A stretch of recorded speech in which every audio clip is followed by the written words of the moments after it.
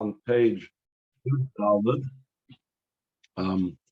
Ice, in middle of Ice Hay, line 8, and we were speaking about two explanations about the idea that clay reikon machzik by a person and clay moli aina machzik, that an empty vessel by a human being can contain and can hold things in it, whereas a full vessel cannot contain, cannot hold anything in it.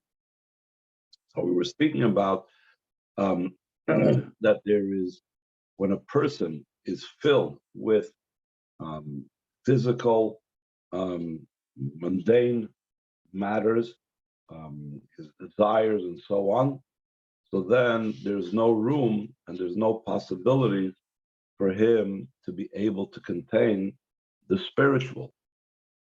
Also, there's no room for him to contain more physical. He's limited also in physical things. Just like physically we say, yeah, you have a cup that's full of coffee, you can't put any more coffee in there. The same thing if a person is filled with his physical desires and physical wants, there's no room for any more physical things to come into him. And because physicality takes up place, takes up room, and doesn't allow for any more physicality to come in. But if a person is in a way of clay, that's clay moli, that's a full vessel. But if a person is such a way of being clay reikon, meaning that he is not focused on the physicality, he is focused on the spiritual. He sees he is empty of his physical desires. Therefore, if he's empty of his physical desires, so since his entire physicality and his entire involvement of the physical is for the sake of the spiritual, there is room for a lot of hashpayas, there's room for a lot of brachas, even in the physical, because the physical that he has doesn't occupy any space, because the entire physical is something that has in it only spiritual to it. Its entire form is a spiritual form. And since its entire form is a spiritual form, and spirituality doesn't occupy space, like he gives the example that in the intellect, in the brain, you can have will, you can have intellect, you can have thought, all occupying the same space, because when we're dealing with spiritual, space is not an issue. That is all explaining clay reikon machzik by a human being. What does it mean by a human being? That an empty vessel can contain within him. An empty vessel can hold, but a full vessel can't. Now, he's going to explain in avoida, what does it mean? Midasish al Kadosh Baruch Hu, on the other hand, Hashem's measure is that clay moli machzik, that a full vessel holds and contains. Clay reikon eina machzik, an empty vessel does not hold. Again, page Yudalad, line 8. Following this, Nasas avoida midas HaKadosh Baruch, after the avoida of midas basar adam, the measure of flesh and blood, that clay reikon machzik. So then he goes on to a higher level of avoida, an avoida in the measure of Hashem. What is the avoida of Hashem's level? What's Hashem's level of avoida? The clay moli machzik, that a full vessel contains in it. A full vessel can hold it. I know, what does this mean? After the person reaches in his servant, as far as it's possible for the person to reach spiritually by his own power, which is, if you remember, we spoke about earlier in the Maimer, there is what the person needs to bring in, that the soul powers are now filled with godliness, and there's the oidus and the kalim and so on. There's the yichud and chibur of the nefesh elokis and nefesh habahamis that he accomplishes by his own capabilities.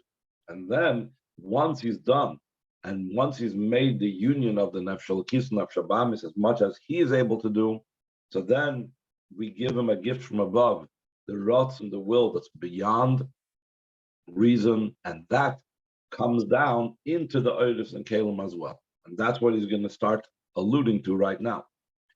So once he's reached in his avodah as much as he's possible to reach, shenasikli mole. So now he becomes spiritually a filled vessel. He has done everything he's able to do to incorporate and join the nefesh elokis and nefesh bahamis.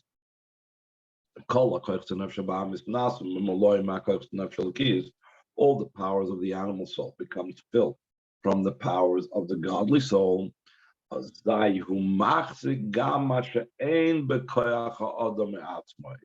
Then he can contain something that is beyond the power of something that he's able to do on his own. Now he can contain and have in him something that he's given from above. This is the pure, unadulterated, non-complex, simple, pure, undefined will that's given from above. And that is beyond reason and knowledge, and beyond being clothed in lights and vessels like the nefesh elokis nefesh bahamis. It is something higher than that. But like the Rebbe said in the brackets earlier, it will come down into the lights and the vessels. The Inyan them, as he's about to say right now, and this idea is in such a manner that also the light that's beyond becoming clothed in vessels can come down and be clothed in vessels. So that's what it means, kli moli. When I'm full and did all my avodah that I'm possible to do, then I'm machzik. That's the midah of Hashem. What Hashem gives us, He gives it to us in the midah shal kadosh baruch hu. He gives it to us once we're a kli moli, once we've done whatever we're able to do. Then the Rebbe goes down in line 18. We say to him even more so. Not only does this will that's beyond reason, does Hashem's gift that comes above from us come down into us, into our nefesh elokis, nefesh bahamis, but also it comes down into the physical. Then the physical is in a different manner. The b'chinas bli gvul, in a way that's without a boundary. Similar to what we find concerning man. Man was food that came in Hashemayim. It came from Hashem. It wasn't done by our own toil. We didn't work the ground and till the earth to be able to bring about the man. It's lechem in Hashemayim. It's bread from heaven. So though the man was measured, it had the oimer measurement, and that was a certain limitation. The kol makom still in all hoya bli gvul. It was out of boundary.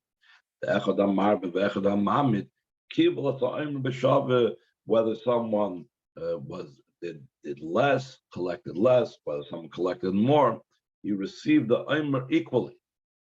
So too, it's in the hashpah that's beyond becoming enclosed lights and vessels. Even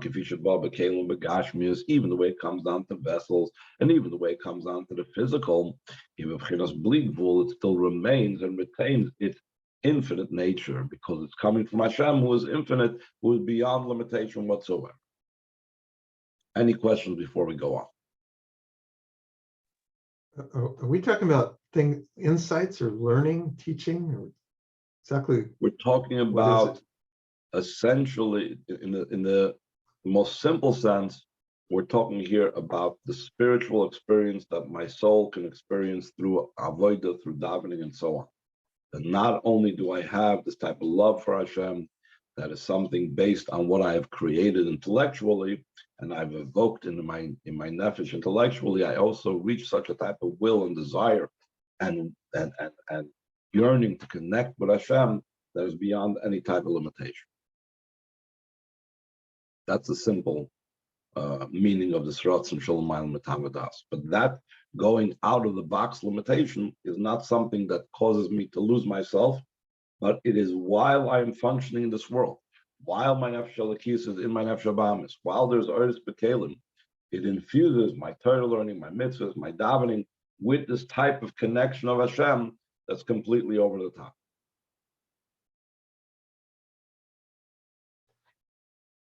Okay, Vav, bottom page, Yudalad, line 28.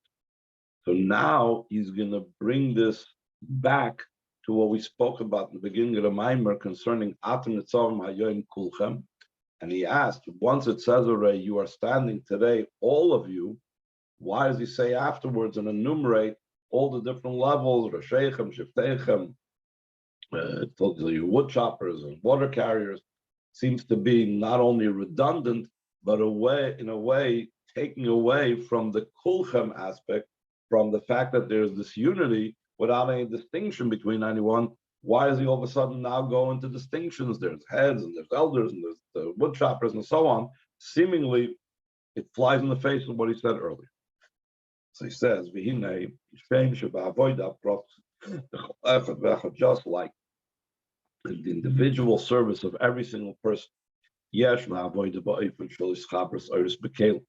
there's a type of avoid, like we said, that the lights join with the vessels, that the nefesh akis joins with the nefesh bahamis. And in addition to that, there's the avoid beyond reason, beyond knowledge. So too, in the entire stature of Klal Yisrael, the top of page this month. The entire Klal Yisrael also has two levels of avodah, as in one entity, as corporate Israel, like some people like to call it. The avodah in a way of the lights becoming enclosed in the vessels. That's shehibag bol. That's a type of avodah that's limited and bound. Therefore, there are individual and specific levels. And same Esra Sugim Shabnei Yisrael, that these are 10 types of Bnei Yisrael that's enumerated in the beginning of our parsha. Rashechem, your heads, Shiftechem, your tribes, Atshoyim Mecha, till your water carriers, your water drawers. That is one type of perspective and one type of general avodah of Klal Yisrael as a whole. There's also the avodah that's beyond reason and knowledge. It's a level that's without boundary. Therefore, it's not applicable by it, the division into details. Rather, it's in a way of a general thing, and that's why it says, all of you. There's the level of Klal Yisrael as all of you without any type of distinction. That's the level of Ma'ila Matamadas. That's the level beyond reason and knowledge. That's just how you Atman Tamayim Kulchem. No distinctions, no 10 levels, nothing. And he goes on line 8. That's where it says, you are standing fast today, all of you. This parsha of Atam Nisavim we always read prior to Rosh Hashanah. Then, on the time of Rosh Hashanah, there needs to be a general amshacha from its root and from its source. Siddur always speaks about how the whole chayis of the entire year, we need to draw down in a general fashion, in a fashion that becomes a head for the entire year on every Rosh Hashanah. And then throughout the year, it breaks down into head of every month, has inclusive the chayis of the entire month, and then every single day of the month brings it down further and further until we come down every specific day, the chayis of that day, the chayis of that hour, minute, etc., etc. But on Rosh Hashanah, it all comes down in a general way because it's coming from its source. So therefore, the Rebbe says,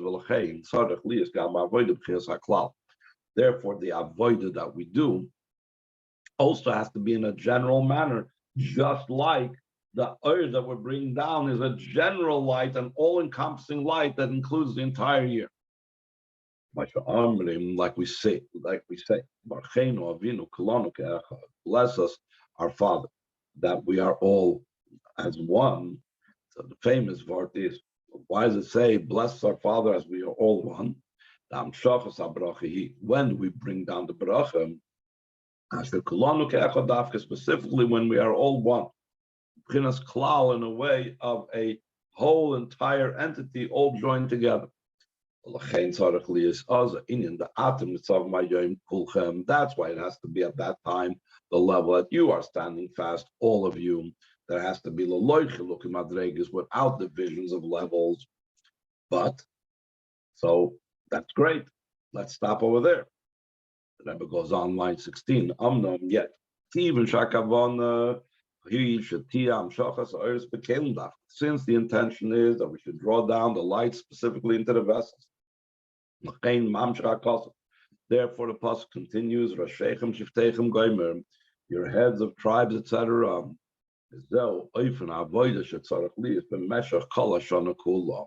That is already the manner of our service that has to be throughout the entire year. After the general avodah of Rosh Hashanah, throughout the year, there needs to be enclosed in vessels. And since it has to be enclosed in vessels, details matters. Specifics matters. We can't ignore the details. We can't ignore the specifics. It's part of the general picture. It's part of the general thing that we are going through. So he says,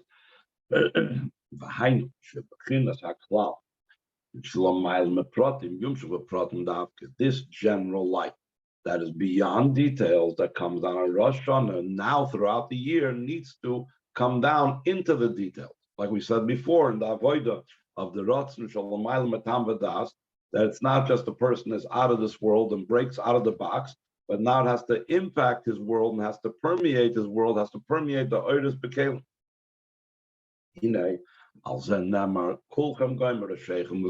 For that it says, after it says all of you, then it goes your heads and enumerates all the 10 different levels. It's bringing down the general into the specific, into the details. What is the idea in our service of the Eibishter? You do as it's known, it's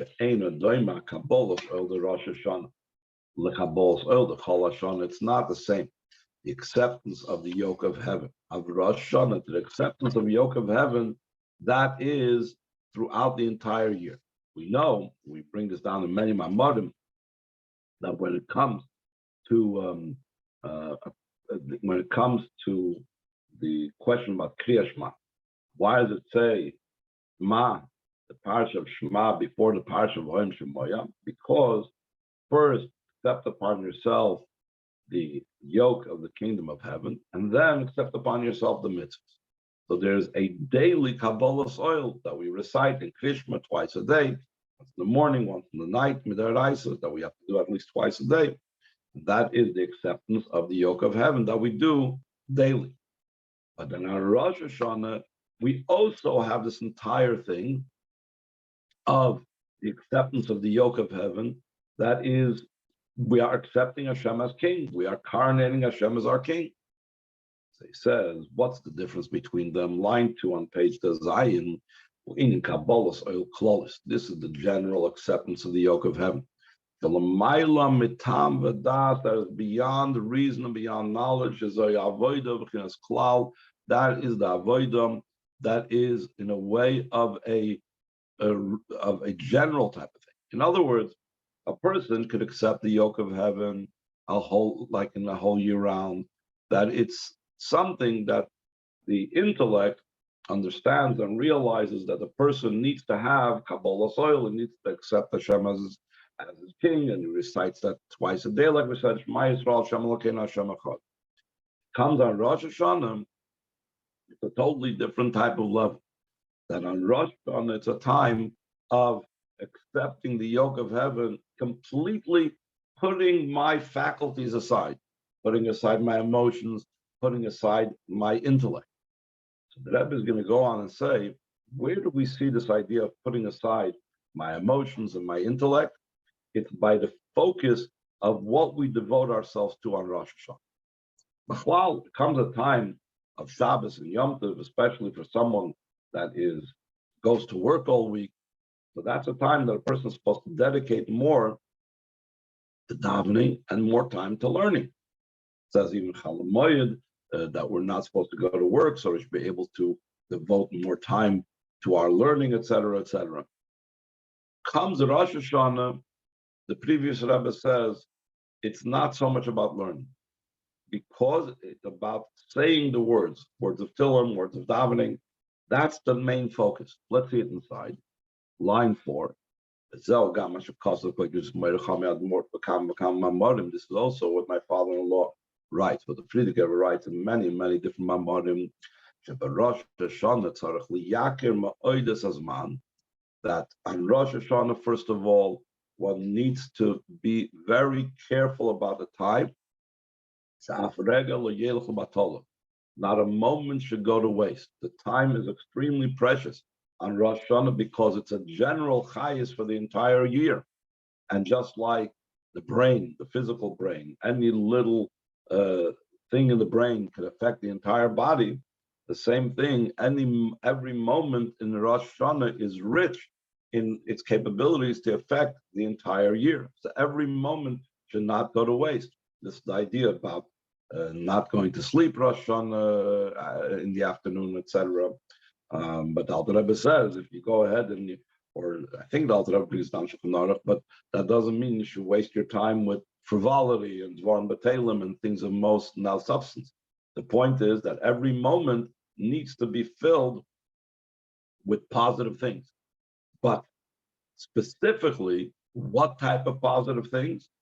Frierdiker Rebbe says, "V'tzarich laharbes ba'oisius the Torah b'tfilah v'amiris tefillin."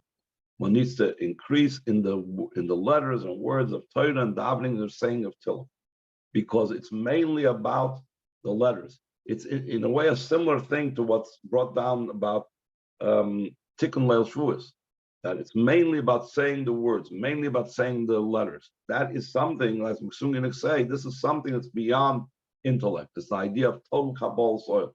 Now again, as a side point, it's not how much Tillim you say.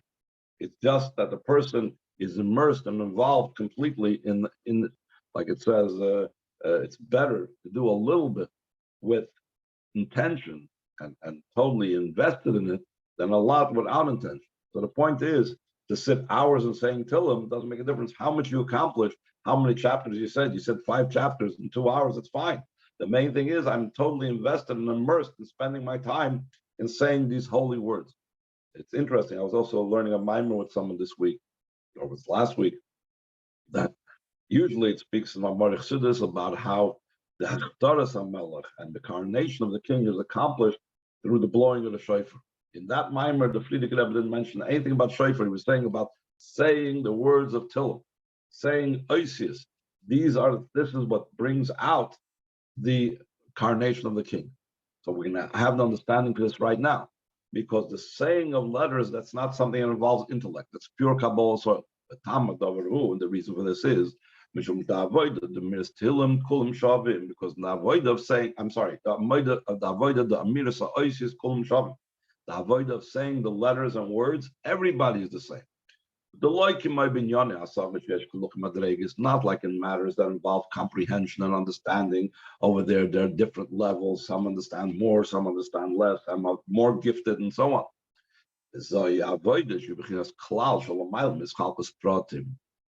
This equality in our avoidam, that is the klal, that's the mayim kulchem, that's beyond the details. We're not looking on Rosh Hashanah to show distinctions. There's a Talmud Chacham, the more learned person, the less learned person. No. On Rosh Hashanah, we're trying to bring out the kulchem, the klal, the general, that which is beyond intellect and emotions. So we do something that is equal to all, just reciting the words. And afterwards, this level, we draw down into the specific and individual avoid of the entire year. Through this